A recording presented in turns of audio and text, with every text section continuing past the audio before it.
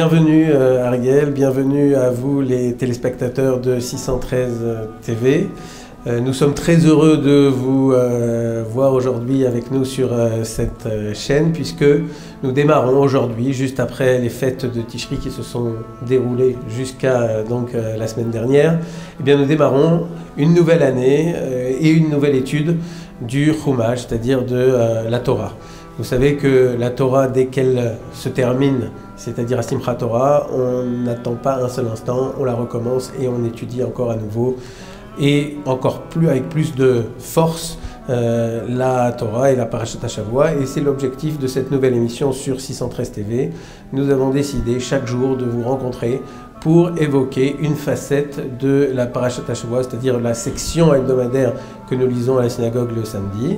Et nous allons donc chaque jour vous rencontrer pendant 10 minutes pour évoquer une des facettes avec toi Ariel qui va m'aider à développer toutes ces idées. D'accord. Bonjour Rav Blattner, bonjour aux téléspectateurs de 613 TV. On est très content d'être avec vous pour cette nouvelle année. Alors tout d'abord, est-ce que vous pouvez nous expliquer plus profondément le concept de l'émission?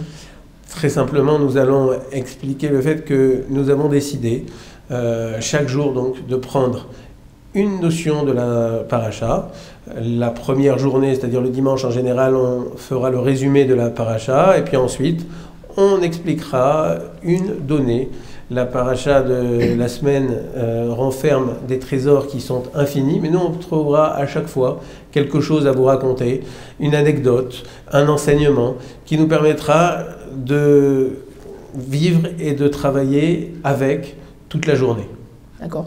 On aimerait bien savoir sur quel rabbinim vous appuyez pour justement faire ces Alors en cours. fait, tous les petits épisodes qu'on va évoquer avec vous, tous les enseignements qu'on va vous raconter seront tirés de shiurim, c'est-à-dire de cours qui ont été écoutés, qui ont été donnés par des rabbinim, qu'ils soient français. On peut citer par exemple les rabbinim éminents que sont Rav David Benichour, Rav Rosenberg ou encore Rav Chaim Seraf de la Yeshiva d'Épinay.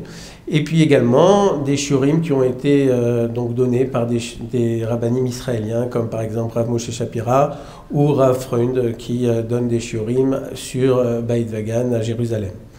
Mis à part ces shiurim que nous avons écoutés, que nous avons notés, il y a aussi d'innombrables livres sur lesquels on parle, à propos desquels on parle de la Torah et de la Parashat HaShavua, et nous nous baserons sur ces livres, notamment par exemple le livre de Matok Haor de Rav Levinstein ou le livre de Rav Galinsky qui fait aujourd'hui un tabac en Israël, même s'il n'est pas encore traduit en français, et je suis sûr que ça ne tardera pas parce qu'il y a un tel succès de ce livre en Israël que j'en suis sûr, dans quelques mois, ça sera dans toutes les librairies francophones.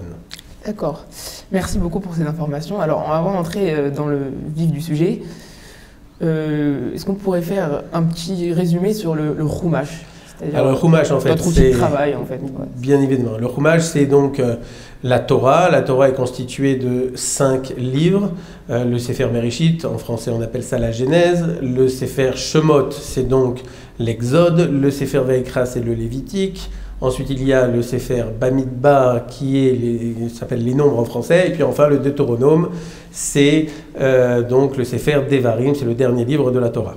Il faut savoir que tous ces livres ont été donc dictés par Akadosh Baruch Hu, par Dieu, et donc ils sont d'une source absolument divine.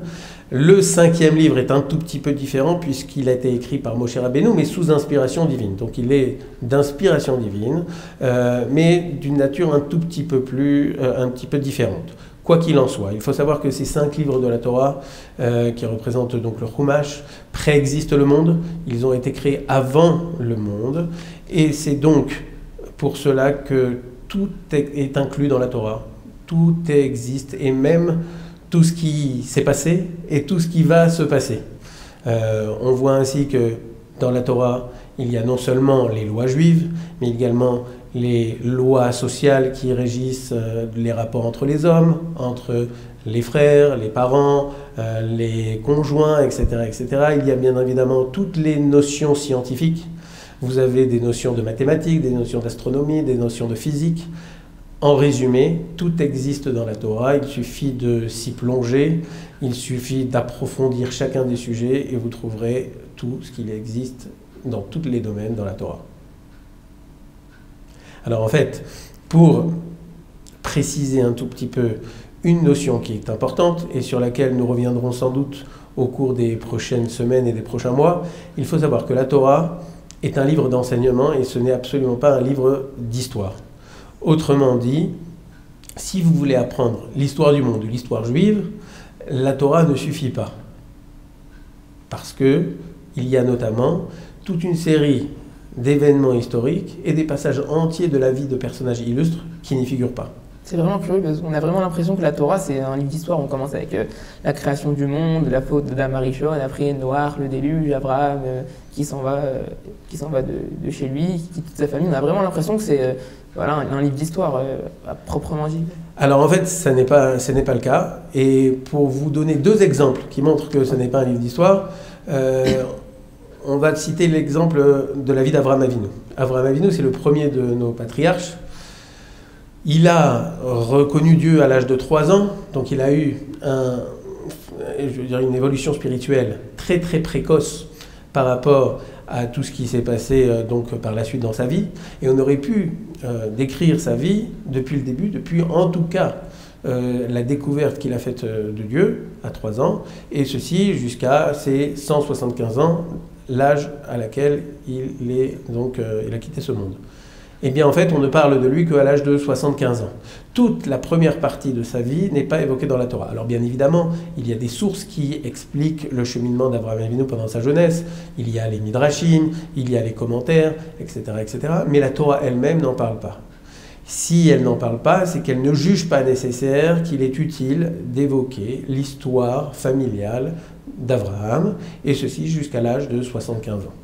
Un autre exemple que l'on peut citer, c'est celui de Moïse, de Moshe Rabbeinu.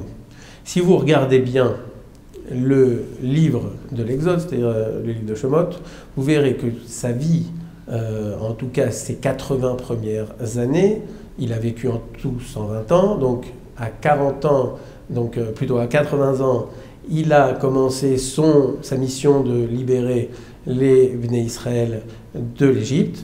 Eh bien, ces 80 premières années sont décrites en quelques phrases à peine dans le Chumash.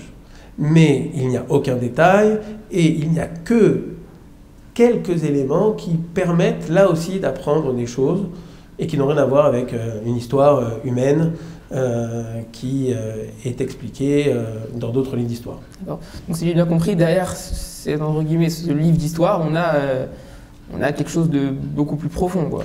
En fait, l'histoire, la Torah est présentée sous forme d'une histoire, mais en fait, ça n'est qu'un support pour tous les enseignements que nous allons essayer de décrire au cours des prochains jours et des prochaines semaines. D'accord. Alors, sur quoi on pourrait s'appuyer, en fait, pour justement montrer que c'est pas un livre d'histoire, qu'il y a quelque chose derrière? Alors, en fait, la référence qui nous permet de dire de manière absolue que la Torah n'est pas un livre d'histoire, c'est tout simplement le premier Rashi de la Torah. Alors, avant de parler du premier Rashi... Oui, est-ce qu'on peut parler de Rashi? Oui, alors Rashi, pour ceux qui ne le connaissent pas, il s'agit d'un commentateur, Rabbi Shlomo ben Yitzhaki. Il a vécu au XIe siècle et c'est sans doute, sans conteste, le commentateur le plus connu et le plus prolifique de toute l'histoire juive. Il a commenté non seulement le Chumash, c'est-à-dire les 5 livres de la Torah, mais aussi les prophètes et les hagiographes, c'est-à-dire Nevi'im et Ktuvim. Et plus que ça, il a écrit des commentaires sur pratiquement tout le Talmud, c'est-à-dire la Mishnah et la Gemara.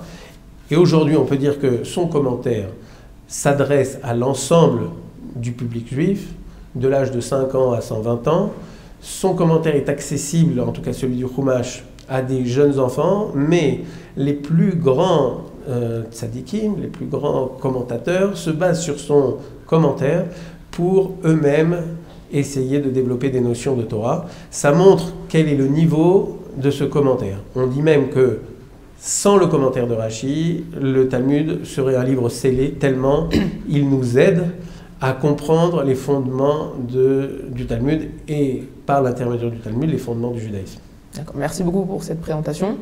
Donc on revient à ce qu'on disait précédemment, la Torah n'est pas un livre d'histoire et on peut nous le prouver par le premier Rashi du Sefer Bereshit. Donc que dit Rashi justement sur le Sefer Bereshit? Alors en fait, on va le montrer à nos téléspectateurs à l'écran. Le premier Rashi, eh bien le voici. Il nous explique la chose suivante. Je te laisse le soin de le lire aux téléspectateurs qui l'ont aussi à l'écran. Alors, au commencement, Rabbi Yitzhak a enseigné. La Torah, en tant qu'elle constitue essentiellement un code de loi, aurait dû commencer par « Ce mois-ci est pour vous le commencement des mois ». Shemot, chapitre 12, verset 2. Puisque c'est par ce verset qu'est édictée la première mitzvah prescrite à Israël. Donc, pourquoi débute-t-elle avec Bereshit? La puissance de ces hauts faits, il l'a révélé à son peuple en lui donnant l'héritage des nations, nous dit le Sefer Tehillim, les psaumes, psaume 111, verset 6. Ainsi, si les nations du monde viennent à dire à Israël « Vous êtes des voleurs, vous avez conquis les terres des 7 nations », on pourra leur répondre « Toute la terre appartient au Saint béni soit-il, c'est lui qui l'a créée et il l'a donnée à qui bon lui a semblé. C'est par sa volonté qu'il les a donnés à ses peuples et c'est par sa volonté qu'il leur a reprise et qu'il nous les a donnés. » Autrement dit, si on regarde bien ce Rashi, on comprend bien que le Sefer Bereshit et une partie du Sefer Shemot, c'est-à-dire en fait pratiquement 15 parachiotes, ont été écrites, ont été transmises à l'homme par Akadosh Baruch Hu, tout simplement pour justifier le fait qu'Akadosh Baruch Hu a décidé de donner la terre d'Israël au Bnei Israël. Sans cette justification, Rashi nous dit au nom de son Père que ces parachiotes, c'est-à-dire les parachiotes en fait, qui décrivent la création du monde, mais aussi l'histoire de Noach et de son déluge, l'histoire de nos 3 patriarches, l'histoire de Yosef, l'histoire des Bnei Israël en Égypte, eh bien, toutes ces parachiotes n'auraient pas été nécessaires. Tout cela montre qu'en fait, on n'a absolument pas affaire à un livre d'histoire, on a affaire à un livre d'enseignement, et toutes ces parachiotes-là dont on vient de parler ont un objectif, celui de démontrer le fait que la terre d'Israël appartient aux Juifs. Donc en d'autres termes, en fait, toute l'existence du Sefer Bereshit, donc du début du Sefer Shemot, c'est uniquement pour qu'on puisse prouver aux autres nations que la terre d'Israël appartient aux Juifs. Tout à fait. Alors bien évidemment, c'est la justification première, c'est celle que nous donne Rashi. Néanmoins, dans toutes ces parachiotes, une fois qu'il y a une justification à leur existence, dans ces parachiotes, nous allons apprendre une multitude de choses. Néanmoins, le simple fait qu'il y ait cette justification sans laquelle il n'y aurait pas eu de nécessité d'apprendre toutes ces parachiotes montre que Akadosh Baruch Hu, à travers la Torah, n'a pas voulu nous transmettre une histoire des hommes, mais nous transmettre des enseignements. À quoi se réfère le premier passage que Rashi dit être nécessaire si nous n'avions pas eu la possibilité et la volonté de justifier l'appartenance au Bnei Israël de la terre d'Israël? Eh bien, au Sefer Shemot et à la Parasha Bo, qui nous donne la première mitzvah collective, le premier commandement positif pour nous les Juifs. Autrement dit, s'il n'y avait pas cette justification, nous aurions dû commencer directement à la première mitzvah qui concerne le peuple d'Israël, c'est-à-dire la sanctification du mois. Et puisque tout ça existe, c'est-à-dire que toutes les parachiotes existent, eh bien nous allons en parler pendant, bien évidemment, les prochaines semaines. Mais je pense qu'il serait intéressant de développer cette notion, à savoir comment montrer dans le Sefer Bereshit et dans le début du Sefer Shemot, comment nous pouvons trouver une justification au fait que Akadosh Baruch Hu a donné la terre d'Israël aux Juifs. D'accord. Merci beaucoup. Et on va essayer de faire ça pour demain. D'accord. À demain. À demain.